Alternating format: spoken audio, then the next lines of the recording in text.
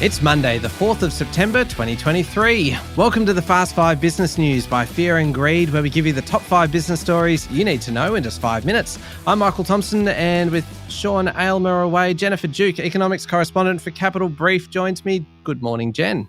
Good morning, Michael. Now, 5 stories in 5 minutes. We better get cracking. Story number 1, a 3-year break in discussions between Australia and China will finally, officially come to an end this week. High-profile Australian delegates are heading to Beijing to participate in efforts to improve our geopolitical relationships at last. So Australia's Foreign Minister Penny Wong confirmed over the weekend that a 7th Australia-China high-level dialogue is going to take place on Thursday this week.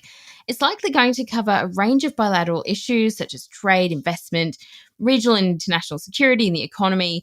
These talks were originally set up in 2014, but they actually broke down in early 2020. Now, that's when former Prime Minister Scott Morrison called for an investigation into the source of COVID-19 in Wuhan, which caused a bit of an upset in China.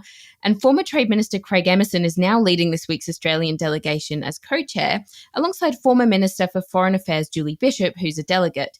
It's considered a significant step closer to thawing out and stabilising that relationship with our biggest trading partner. Now, it is really summit season, Jen. You've got the East Asia Summit and the ASEAN Forum in Indonesia and the G20 Summit in India also coming up. Is there anything in particular that we should be keeping an eye on? Season pass holders should probably keep an eye on Chinese President Xi Jinping, who's unlikely to actually attend either of these events and is reportedly going to send his premier instead. Now, decision not to go to India would be seen as a really big snub because he's actually attended every G20 summit in person except for one, which was during the COVID lockdown, so he kind of had a bit of an excuse. It's also a possible blow for Australia because Prime Minister Anthony Albanese had actually been preparing to meet with Xi on the sidelines of the G20. US President Joe Biden is also expected to skip the Jakarta trip, actually. Okay, story number 2, Jen. It is a big day in Canberra. Parliament is sitting again, and the government's Closing Loopholes Bill, which is focused on helping gig workers, is proposing to put employers in prison for up to 10 years and fine them millions of dollars if they deliberately underpay workers. But that's regardless of whether the employer is actually hiring gig workers. Yeah, so these workplace reforms are going to be introduced to Parliament today. They include this major crackdown on underpayment that's going to make it a federal offence for deliberate wrongdoing on wages. That was according to the Sydney Morning Herald over the weekend. So it wouldn't affect those who make honest errors or who self-report and make some proper effort to repay, but anyone who deliberately underpays staff would be caught up in this. And these fines, they are pretty significant, aren't they? Yeah, they are, Michael. They're eye-watering. So the maximum penalties of up to $7.8 million, that's in most cases. But if the underpayment actually goes above that amount, then employers will be slugged with 3 times the value of the underpayment. So that would be above $23.4 million. And the government will give extra funding to the Fair Work Ombudsman to investigate these offences. Okay, on to story number 3. A no vote on the Aboriginal and Torres Strait Islander voice to Parliament in October is unlikely to mean the end of the debate, with the opposition now saying that Aussies will vote again if the coalition manages to knock Labor out at the next election. Yeah, leader of the opposition, Peter Dutton, is now saying he will hold his own referendum on constitutional recognition should he win the next federal election. So his version would aim to recognise First Australians in the Constitution. And he also backs local and regional consultation groups as his alternative to the voice, but that part wouldn't be in the Constitution at all under his plan. The coalition has largely been saying that it prefers a legislated version of the voice. The current voice that's being proposed by Prime Minister Anthony Albanese is enshrined in the Constitution. That's alongside recognition, and it's an advisory committee chosen by Indigenous Australians. And for the music buffs, the Yes campaign has actually doubled down with an ad featuring John Farnham's song You're the Voice, and singer Paul Kelly even released a new song last week supporting the Yes vote as well. So there's now a soundtrack. Yep, it's a good one too.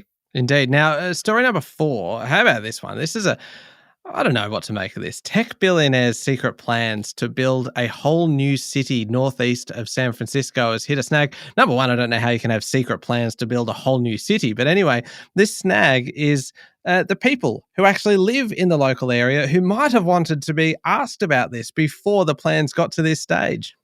You'd have thought so. So apparently Silicon Valley rich listers have actually been behind the purchase of about 52,000 acres of farmland in Solano County. And that's been in a multi-year real estate shopping spree. But according to Bloomberg, the moguls that are backing the purchase includes huge names like Sequoia Capital chairman Mike Moritz, LinkedIn co-founder Reid Hoffman, and venture capitalist Mark Andreessen. They've bought about $800 million worth of land, and they've been paying up to 5 times over the odds to get a foothold. But that is all apparently to build this brand new self-sufficient city and bring jobs and housing to local people. So just quickly, what are the challenges here? What are the problems?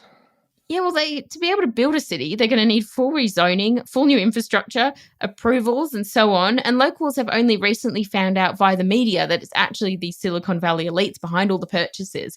So local mayors, including Catherine Moy from Fairfield, which is in the county, say they're going to do everything they can to stop it, and it's not an appropriate way to go about developing. Moy is drumming up local support, and she seems to be fairly successful in doing so. Meanwhile, some state senators are concerned about the area's $50 billion agricultural industry and the need for that land that's just been bought to be used to feed people. All right, last one. Story number 5. The Burning Man Festival is more of a swamp than a fire this year, it seems. The weather is causing havoc for 73,000 attendees trapped in Nevada's Black Rock Desert. Yeah, it's so bad that festival organisers have told attendees to conserve their food and water and stay put at the event, which has gone from being one of the most popular festivals in the annual calendar to a pretty ugly situation on the ground. So on Friday, there was about 150 millimetres of rain that fell on the site, and it didn't really stop over the weekend at all. Some of the coverage indicated that high-profile founders of some tech companies may have also been among the crowds but unable to get out. Now, Reno, Nevada is actually the fastest warming city in the US, and climate protesters have been out the front of the festival this year. Each event actually generates about 100,000 tons of carbon dioxide. Back in April, Wired even wrote an article questioning whether Burning Man was facing an existential crisis due to the difficulties from more extreme weather.